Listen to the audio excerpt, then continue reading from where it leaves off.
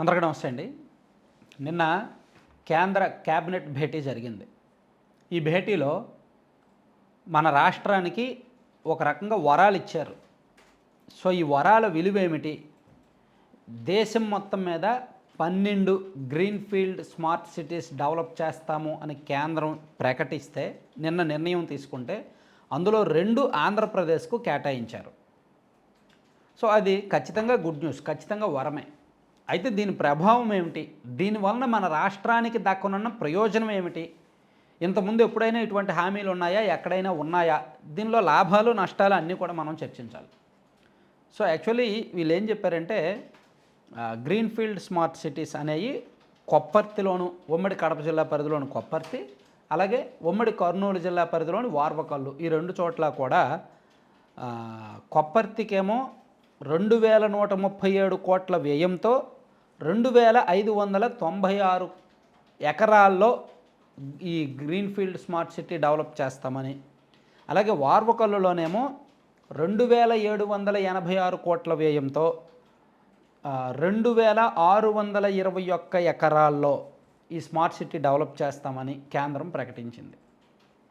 అక్కడ కొప్పర్తిలో దాదాపుగా 8800 మందికి 8800 కోట్లు పెట్టుబడులు వస్తాయి. దాదాపుగా 54,000 మందికి ఉద్యోగ అవకాశాలు డైరెక్ట్గా. ఇండైరెక్ట్గా మరో 1,50,000 మందికి ఉండొచ్చు, మోర్ దాన్ 1.5 lakh ఉండొచ్చు.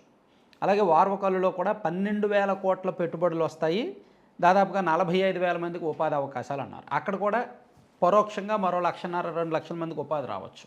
ఎందుకంటే ఇన్ని వేల కోట్లతో నిర్మాణాలు జరుగుతున్నప్పుడు బీహార్ నుంచో, ఉత్తరప్రదేశ్ నుంచో, ఒడిశా నుంచో, లేదంటే మన రాష్ట్రంలో చాలామంది కూలీలు వచ్చి అక్కడ పనులు చేస్తుంటారు. ఆ తర్వాత కూడా చిన్న చిన్న టీ కొట్లని అదని ఇదని పెట్టుకుంటారు కదా. సో అలా డైరెక్ట్గా 1 lakh ఉపాధి ఉందంటే ఇండైరెక్ట్గా 3 to 5 lakh మందికి ఉపాధి అయితే ఉంటుంది అని మనం భావించాలి.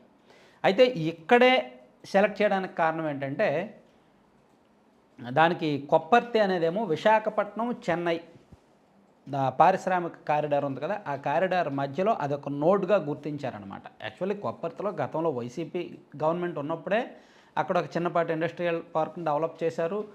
కొన్ని కంపెనీలు కూడా వచ్చాయి. డిక్సన్ అని అక్కడే అనుకుంటా వచ్చింది, ఉత్పత్తి కూడా స్టార్ట్ అయింది. అలాగే ఇంకో 2-3 బ్రాండ్లు కూడా అక్కడ ఉన్నాయి. కాకపోతే దాన్ని ఇంకొంచెం విస్తరించి మరింత గ్రీన్‌ఫీల్డ్ స్మార్ట్ సిటీగా డెవలప్ చేయడం అంటే అక్కడ ఒక పరిశ్రమలు రావడానికి పూర్తి అనువైన వాతావరణం కల్పిస్తారు.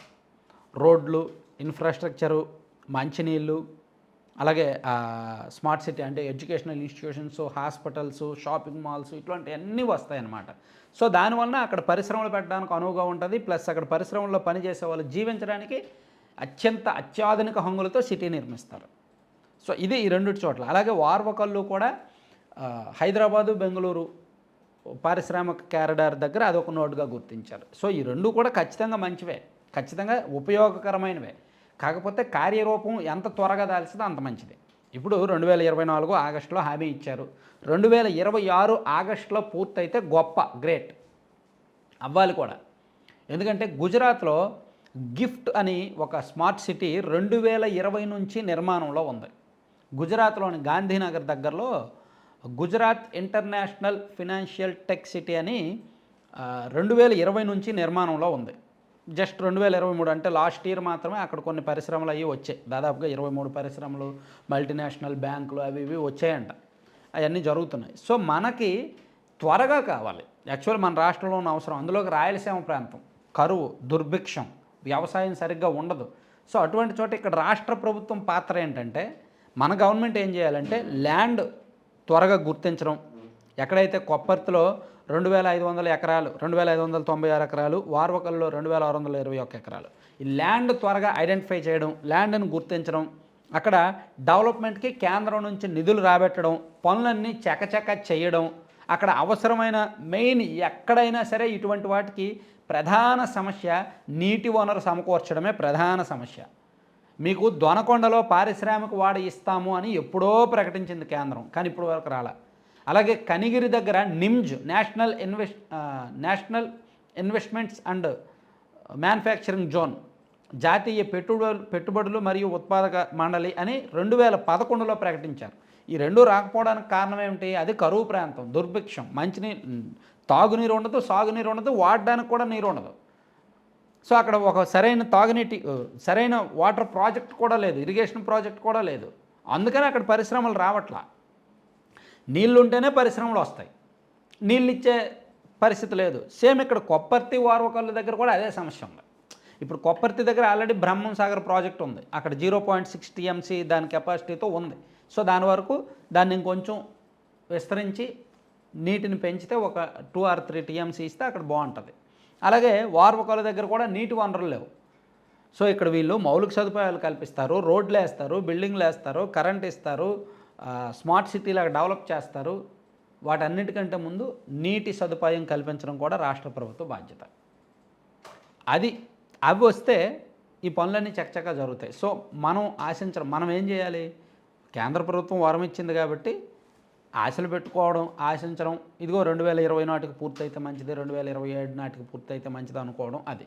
సో ఇక్కడున్న అర్జెంటుగా తక్షణమే చేయాల్సింది ల్యాండ్ ఐడెంటిఫై చేయాలి, గుర్తించాలి. దానికి కేంద్ర ప్రభుత్వానికి అప్పచెప్పాలి. కేంద్రమేమో ఇమీడియట్గా ఈ డెవలప్మెంట్ వర్క్స్, స్మార్ట్ సిటీ నిర్మాణ పనులు ప్రారంభించాలి. ఈలోగా వాటికి అనువైన దగ్గరలో ఉన్న ప్రాజెక్టుల ద్వారా నీటి సదుపాయం కల్పించాలి. ఇవి అక్కడ అర్జెంటుగా జరగాల్సినవి అయితే ఇవన్నమాట. ఇవన్నీ చకచక జరిగితే మేబీ ఒక 3 సంవత్సరాలకో 4 సంవత్సరాలకో ఇండస్ట్రియల్ పార్కులు డెవలప్ అవుతాయి. ఖచ్చితంగా మంచి లైఫ్ స్టైల్ కూడా ఉంటుంది అక్కడ. స్మార్ట్ సిటీ అంటే గ్రీన్ ఫీల్డ్ స్మార్ట్ సిటీ అనేది. Thank you.